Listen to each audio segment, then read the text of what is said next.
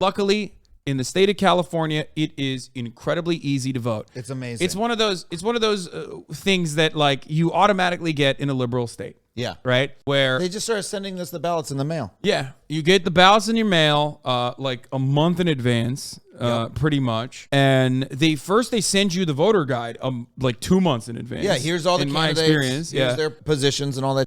Yeah, and then they send you the ballots, and it is super easy. You just fill it out, and then you find a drop box. You look for a voter drop box anywhere, and you drop it in. There's no 3%er waiting there with a sniper rifle trained on the drop box. Have you voted in person here? It's great. I did it the first time this year. I have voted in person before. It's so good. I'm not a big fan of it because places that I have voted in person in the past were super slammed. Oh, because they're just busy on the day.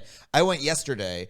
And what I like about the system is, because like they want to do it electronically, but like what's the paper trail, right? What they do is they give you a blank ballot. You put it into a machine. It like sucks it up, zoop, and then you enter your things digitally. It prints it on the ballot. Then it prints it out for you and says, review your paper ballot. Do you like it? And then if you like it, you hit yes. It sucks it back into the machine.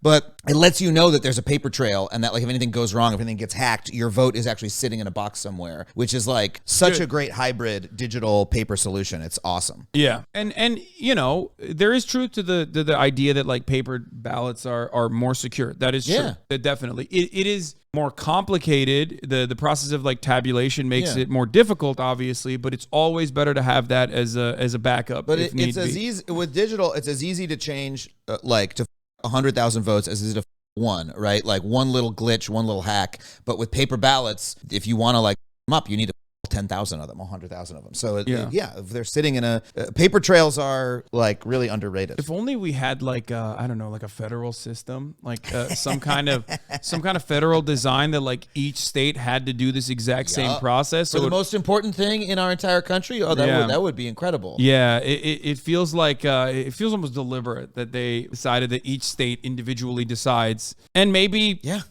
maybe decides your vote doesn't count at all eventually. So it is deliberate. It's in the Constitution. It's meant to have a weak federal government. That's the entire point. And why was that? To protect slavery in the 1700s. Like we all know this. This is like we've established this at this point. Here's a detailed voter guide. Oh, Los Angeles Area Progressive Voter Guide General Election. Is this Chris Rells? Because I thought it was good. It looks like it probably is. Yeah, this guy did an incredibly exhaustive voters guide. Okay.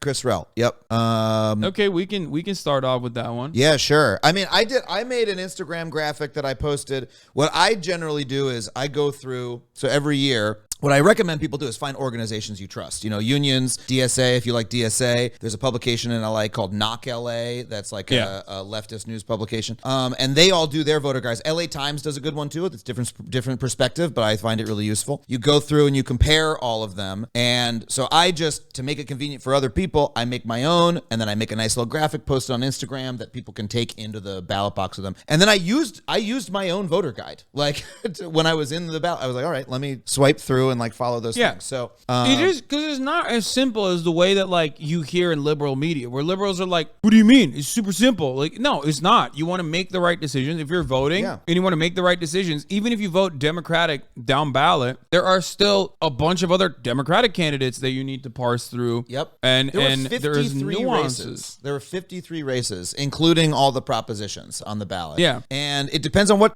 city you live in. Like in LA County, you might have a vastly different ballot depending on where you're voting.